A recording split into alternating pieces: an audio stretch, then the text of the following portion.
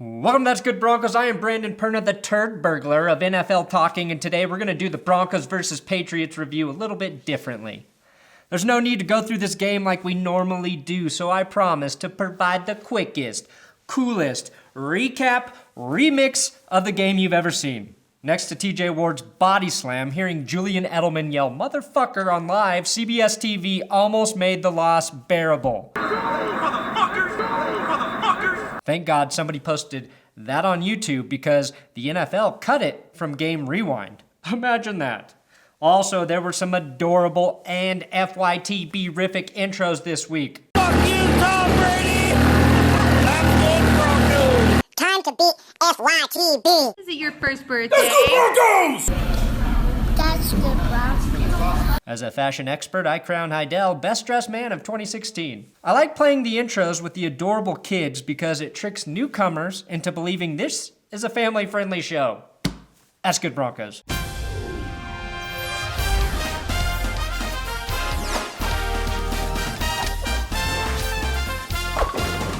This episode is sponsored by CWHemp.com. Go get your Charlotte's Web hemp oil. Use my promo code That's Good to get 10% off of your order. Look, if you just want to relax, feel good, chill out, especially after a Broncos tough loss, CWHemp.com. Today is a special day because for the first time ever, I present the fastest Broncos game recap original rap by me, Brandon Perna, ever. Let the bodies hit the Let the bodies hit the ward. Let the bodies hit the ward. Let the bodies hit the TJ Ward. That's a body slam, a pretty fucking cool body slam. Brady had the worst start of his career. Even though the Broncos lost. Even on Siemian pick, there was a right side. A dead rep on the ground. Ooh, Allen Gooch and dead rep body slam. Sack. Dead rep body slam. Sack. Dead rep body slam. Hogan can't fucking catch. Dead rep on the ground. Body slam. Hogan can't catch. Sack. Let the bodies hit the Let the bodies hit the Brady's thirsty, sack. Brady's thirsty, sack. Brady's thirsty, sack. Even on. Let the bodies hit the TJ Ward. Let the bodies hit the Ward. Let the bodies hit the Ward. Ward got some heat for that play, but I say, chill the fuck out. The Broncos were not going to score 2 touchdowns in the final 3.5 minutes of that game. Do I think TJ thought Julian Edelman made that catch? Fuck no. And that's what makes me respect the body slam even more. This game did bring up some big questions for me. For example, is this Brandon McManus' dad? Or is this Allen Gooch, Brandon McManus' dad? Or does Brandon McManus have 2 dads? The real weird thing here is my friend Alan Sharp is the man who coined the phrase down the Gooch last season. Now we learn there is a football talker named Alan Gooch? What a world we live in! That's pretty much it for the recap today. And here's what I want to say. As Bronco fans, we've been extremely lucky to watch one of the most winning franchises in sports. And unless the Broncos win the next 2 games, their season may be over. That's okay. It's been a fun season of football to watch, even with all the craziness. We're fresh off a Super Bowl victory, and that's incredibly lucky. And I hope that most of you can be okay with it if the Broncos don't make the playoffs. We expect them to, but now, if they steal that 6th seed, it will be a pleasant surprise. Surprises, in my opinion, are much better than met expectations. I think it sucks when the Broncos lose and people start shitting all over the players' organization and demanding that everybody be fucking fired. This team just won a Super Bowl. I thought that as a fan base, we were a little bit better than that. Sports is entertainment, just like movies and television. Every football season, I am thoroughly entertained watching the Broncos, even when they lose. That's part of the journey. You ride with the team through the bad, so when they reach the top, it's more fucking enjoyable. We ride together. We die together. Bad boys for life. 8-6 isn't even that bad. 4-12 is bad, and sometimes that has to happen so you can grab a Von Miller. Remember, it's a game. It is just a game that we love to watch. So don't forget that. Today, I was listening to the radio. I'm not gonna throw anybody under the bus or mention names, but somebody on the radio tried to discredit everything Trevor Siemian has done as a Broncos quarterback, and called this season a waste because the Broncos did not start Paxton Lynch from the beginning. Not only is this opinion wrong, ill-informed, it's 100% devoid of understanding of the game. And it perplexes me that guys like this have jobs talking about football. Now, one of the points that was made was that they liked the fact that Kubiak didn't use a timeout before the half, because that Kubiak doesn't believe in Trevor Siemian to move the ball, and he was right to not believe in Siemian because after halftime, Trevor went 3 and out. I just want to say a couple things here. First, Kubiak probably wasn't confident in the offense at the time, not Siemian specifically. Remember, 11 guys are out there on the offense. Second, the drive prior to the conclusion of the half for the Broncos, Trevor moved the ball and converted a 3rd and 12 to keep that drive alive. The reason Siemian was even in a 3rd and 12 was because the offensive line couldn't block on a 3-man rush, specifically Donald Stevenson. See right here, that's the right tackle going into help on the block and somehow makes the situation worse. Just in case you were wondering, the reason the drive stalled is because nobody could get fucking open. Finally, the radio person blamed Siemian for the 3 and out on the opening drive after the first half. Let's take a look at it. The first play after half is a sack because Donald Stevenson gets bull rushed by Jhabvala. That's on the offensive line, not Trevor Siemian. Just to be very thorough here, Siemian doesn't even have a chance to get rid of the ball because as soon as his receivers turn around, he's already being hit. It's hard to blame Siemian for that. The next play, Siemian gets 8 yards back with a completion to Demaryius Thomas. Then on 3rd and 8, how does Siemian fuck up this drive? Oh yeah, by hitting AJ Derby in the hands with the football well past the first down marker. I forgot if Paxton Lynch were playing quarterback, AJ Derby wouldn't have turned his head before catching the ball because we all know his eyes would have been locked with Paxton Lynch's beautiful hazel lady killers. Had Derby caught the ball, that would have been Siemian's 3rd conversion on 3rd and long. Now there's just a few guys out there doing this, but they're trying to pound this narrative that this season is a waste and that Paxton Lynch's growth has been stunted because Siemian has been the starter and that Siemian can't throw a 45-yard Hail Mary. They referenced that. And that was in regard to his underthrow at the end of the Chargers game early in the season, which was his first game back from his AC joint injury, and probably the reason he underthrew that pass. It's such a lazy take, it makes me sick. Unless you're Aaron Rodgers, you only get to win games with a Hail Mary once in your career if you're lucky, hence the fucking name Hail Mary. And when Siemian does toss a 50-yard dime like this pass to DT, it's conveniently forgotten that Thomas dropped that pass that hit him in the chest. I also suppose the Broncos' terrible starting field position against the Patriots was Trevor Siemian's fucking fault. Backed up in their own territory, what does Jhabvala do to Donald Stevenson again? He bull rushes him, inducing a holding penalty on 3rd down, but you know, Siemian sucks. Should have gotten rid of the ball more quickly and thrown it to one of his receivers who was blanketed in coverage. Look, I take great pride at trying to be logical here on my YouTube channel, a place that I make very little money to talk about the fucking Broncos. So when I see people in jobs, professional jobs, that get paid to talk about the Broncos and they say crazy shit, it drives me nuts. Stop the insanity! And it's not everybody. There's a ton of good content out there. We know that. We know who the people are that are intelligent and talk about the Broncos with an educated voice and aren't just trying to stir up hot takes and talking points. The people I'm talking about are basically saying this. They believe that the Broncos need someone else to drive their car.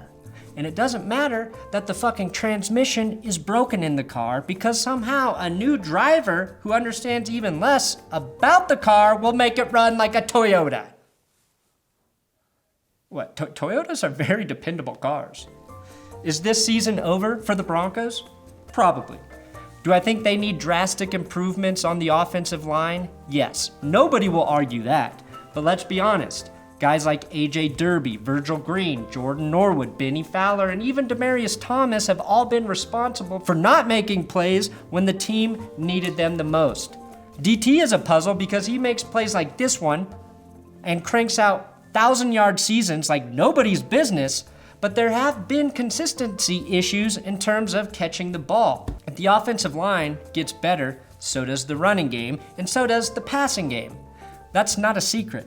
I said it yesterday, and I'll say it again. I believe Kubiak is a very good head coach. What needs to change is that he needs to focus just on being a head coach and should relinquish his duties as the offensive play caller. That also means Rick Dennison may need to find a new role if he wants to stay with the team, because I believe the two coaching changes that need to occur are at offensive coordinator and the offensive line coach. Those are the two things that have not been working for the Broncos over the course of 2 seasons now. If John Elway and Gary Kubiak are smarter than they are loyal, they will make those two changes. The reason a guy like Bill Belichick has been so successful is because he surrounds himself with the smartest coaches he can find, regardless of the circumstances and regardless of his loyalty to people. I'm pretty sure that motherfucker's killed more people than Aaron Hernandez. Guys who didn't perform. Don't quote me on that, but it's just a theory. Gary Kubiak's greatest weakness as a head coach is probably his greatest strength as a human being. He's loyal and he believes in the guys around him to a fault. I understand that. I'd rather be loyal too. As a person, that's the right way to exist. The problem is loyalty does not always win you football games. The other change I think needs to occur is in the offensive line scouting department. Right now, guys like Michael Schofield, Ty Sambrailo, Max Garcia, and Donald Stevenson are not playing effectively, and even Russell Okung isn't playing at the level we'd like to see. That means of the Broncos' 5 starters, they've only been right about 1 player on the line, Matt Paradis, and those problems start with the people evaluating O-line talent. Here's what I'm excited about though. I believe this defense will be special again. I think the idea that this was the last season the defense could be great is crazy. The only key piece of that unit that won't be there next year is probably DeMarcus Ware. If they stay healthy, the Broncos will be a competitive defense. I'm also excited about, Trevor Siemian. A big reason he won the job is because he's an intelligent quarterback who is able to pick up Kubiak's offensive system, which means he can probably pick up any offensive system. That's important if the Broncos do decide to bring in a new offensive coordinator. Look, you can look through all these stats if you want, and you can try to pinpoint reasons why you think Siemian's a bad quarterback, why he shouldn't be the starter. But the bottom line is he's played well. That's an accurate statement, and he's done it in pretty shitty circumstances. Are there a lot of areas he can improve? Yes. A young quarterback playing pretty well in chaos is a good sign. The chaos includes a poor rushing attack, a bad offensive line, and a ton of mistakes by skill players. If some of those things improve, he's going to be very good. As long as he can stay healthy. That's his biggest obstacle. That and leadership. We'll get to that. As a first-year starter, he's completed 62.5% of his passes, thrown 16 touchdowns and 8 interceptions. The hardest thing to teach a young NFL QB is to be smart with the football, and minus his one very bad pass to Emmanuel Sanders in the red zone that was picked off, Siemian was again pretty smart with the football. Unless you're Dan fucking Marino, it takes time to develop into a great NFL QB, and what Siemian has done this season is promising. Let me read you a list. Phillip Rivers, Brock Osweiler, Blake Bortles, Ryan Fitzpatrick, Jameis Winston, Drew Brees, Carson Palmer, Eli Manning, Joe Flacco, Carson Wentz, Ryan Tannehill, Ben Roethlisberger, Russell Wilson, Case Keenum, Andrew Luck, Cam Newton, Kirk Cousins, and Marcus Mariota. Now you may be wondering, am I just trying to name all the fucking quarterbacks in the NFL? No, I'm not. I'm listing every current NFL QB who has thrown more interceptions than Trevor Siemian this season. Siemian's closest statistical comparison this year is probably Matthew Stafford. They have both thrown 8 interceptions, been sacked 31 times, which is tied for 9th most, and average a very similar 7.34 and 7.24 yards per pass attempt. The difference is Stafford has thrown nearly 100 more passes than Siemian, while also being in the league for 8 more years. At this point, calling Siemian a bridge or stopgap QB is ignorant. And if I were you, and I heard someone say that, just assume they don't really know what the hell they're talking about. Again, does this mean Siemian will be an elite QB who starts in the league for 10 years? No. Nobody can say that about any quarterback because so many things change year to year. There are too many variables. Paxton Lynch has a higher ceiling. You don't know that because a QB ceiling is intangible. It's not something you can actually measure. People who say that are just guessing. Maybe it is. Paxton Lynch probably has a better athletic skill set. Doesn't necessarily mean his ceiling is higher. It means he can throw the football further and he can run faster, which if we've learned nothing, are two things kind of overrated in the NFL. Now let's look at how Carson Wentz started the year compared to how he finished it, or think about RG3 and what happened after his first great season. Hell, look at the ups and downs of Cam Newton's career, or that it's taken Derek Carr 3 seasons to fully develop into a great player at the position. A telling sign for Siemian, assuming the line gets a little better, is if he makes a leap from this year to next year in his performance. I'm willing to say there is a possibility that Siemian may never get much better than he currently is. That's a real possibility. I also know to become a very good player at the quarterback position in the NFL, you need time. QB brains are underrated by fans and quarterback athletic ability is overrated. Siemian needs time to see all of the various defenses opposing teams run. He needs time to understand where blitzes will generate. He needs time to effortlessly put his offense in the right position for success.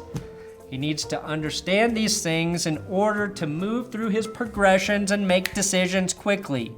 That does not happen overnight. Paxton Lynch needs the same luxury of time to develop. Him sitting this year didn't hurt. And he did in fact get 2 full starts. Siemian got 0 starts last year. His growth was not stunted. What Siemian has done at the very least is earned himself a chance to start again for another year, hopefully under the guidance of a better offensive coordinator, and if not that, behind an offensive line that will give him a fighting chance. First-year starting QBs do not make up for deficiencies in the offensive line. Savvy veteran quarterbacks do that. And we just had the honor of watching maybe the best QB in NFL history at dissecting defenses pre-snap do that for 4 years. So going from a guy like Manning to Siemian or Lynch or whoever is going to be an adjustment for people watching the game as well. It's really hardest for us. I'll leave with this thought. What I'm about to say is the simplest, most obvious statement to make, but it's also the truest. The Broncos offense has been outplayed by opposing defenses. That's been the case for most of the season, even in some of the victories. Against the Patriots in the 4th quarter, on 4th and 2, Siemian throws this pass to Demaryius Thomas. DT, for a moment, makes the catch before getting rocked by safety Devin McCourty. I don't blame DT for dropping this ball. McCourty is one of the best safeties in the NFL, and all this play boiled down to is McCourty wanted it more, and he played better than DT on that play. Every year, the team who ultimately wins the Super Bowl is the team whose will is stronger than all of their opponents. Siemian's next big hurdle is in learning to become a real leader in that locker room and on game day on the field. I have no idea if he can be that guy. Nobody, I think, really does. But I'm excited to find out. Unless, of course, Tony Romo or Kirk Cousins ends up in Denver in the offseason. Then it's bye-bye, Siemian. Welcome in the old vet or the young vet. That's how fickle we are. I just graduated from college. That's good Broncos. Fuck you, Tom Brady. Welcome to That's Good Broncos! Wish everybody a happy FYTB day. That's good. Broncos. Hey, I'm Brandon Perna, and you're watching That's Good Broncos. Thanks for watching another episode of That's Good Broncos. Make sure you subscribe here. Give me a follow on Twitter at Brandon Perna. CWHemp.com. Promo code That's Good. 10% off your hemp oil. Better get it fast because it is Christmas time and you want to give the people you love hemp oil. And also give some love to my friends at the Mile High Report, the highest of all the NFL reports.